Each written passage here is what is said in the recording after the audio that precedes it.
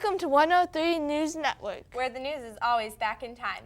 We'd like to welcome our new reporter, Sophie Fowler. We are so happy to have her on the team. Now to the weather in 1924. Wait, breaking news from the White House. President Hoover has just allowed the government to fire on 2,000 unarmed veterans. We have word that 2 veterans and a baby were killed. 100 were injured. Not to mention the whole tent city was left smoldering. Let's go now with Sophie Fowler and Danny Whiteman at the White House, reporting on the scene. I'm here at the White House with Danny Whiteman, and he's telling me all about the bonus army. So, what's going on here? Well, Sophie, there's a lot going on here. President Hoover has just let the Army fire at unarmed veterans. It is crazy here. People are running around like there's no tomorrow. Why are the veterans here anyway? Well, they're here to collect their $1,000 bonus. Wait a second. Aren't they supposed to collect their bonus in 1945? Well, that seems to be the problem. The veterans came and camped out on strike. They needed the money, but the president refused to give it to them. President Hoover allowed the Army to fire on the veterans. Thanks for your time, Danny. Now back to Kera and Allison at the studio. Thanks, Sophie. No problem. We'll be right back after this short commercial break. Brought to you by Kenny's Pet Rock JJ Company.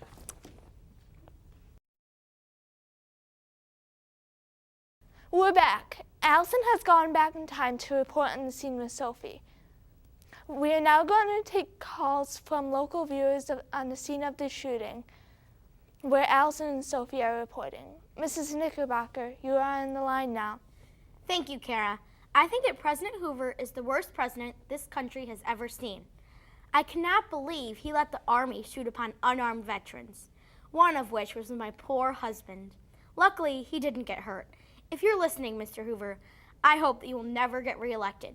The Army killed 2 veterans and a baby. Then he... We'll be right back with Mrs. Knickerbocker after a short commercial break.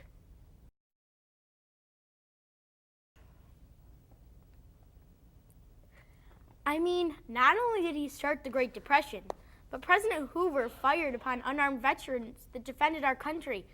Also... You're taking too long!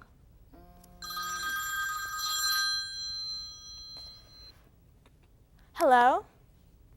I'm not being rude, Allison. Fine. I'm sorry, Mrs. Knickerbocker. We have other callers. Toodaloo! Mrs. Applebottom, you're on the line now. Wow, that Mrs. Knickerbocker talked way too long. I know, right? Please continue, Mrs. Applebottom. I'll give you my view quickly. I think that President Hoover is a rotten person. I cannot believe that he allowed the government to fire on the unarmed veterans after all they did for this country. My son was one of those veterans, and he was shot in the foot and is in the hospital. Anyways, I don't want to wear out my welcome, so I better go. But President Hoover, I want you to know what a rotten person you are. Thank you, Mrs. Applebottom. Now for the next caller, Mr. Wait, breaking news, again!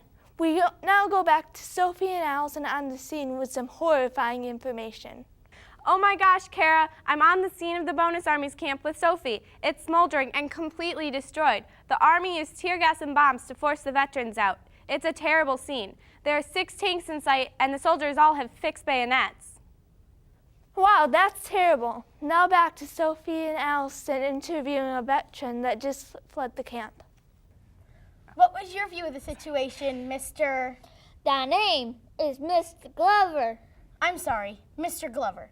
What was your view of the situation, sir? I remember as veterans were throwing them bottles and bricks at the oncoming troops. Why were you throwing bottles and bricks at the troops? They were throwing tear gas and bombs at us. Did any of your friends get hurt? More importantly, did you get hurt? No, especially I was one of the first to get out. Thanks for your time, Mr. Glover! Thanks for your time, Mr. Glover. Now back to Kara at the studio. Thank you, Allison and Sophie. Now for more info.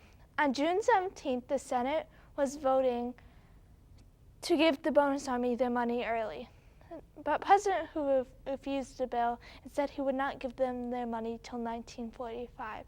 This is why the bonus army was striking in front of the White House. Now back to Sophie and Allison reporting in front of the Capitol building. Thanks, Kara. We are now going to interview John Smith, a senator. What's your view of the situation, sir? Well, I'm in a hurry. All I can say is I was one of the senators that wanted to give the bonus army their money ahead of time, but the president refused and sent the army after the veterans. Thank you, Mr. John Smith. Now back to Kara at the studio. Thanks, Allison and Sophie. I'm sorry to say we're out of time. See you next time on 103 News Network, where the news is always back in time.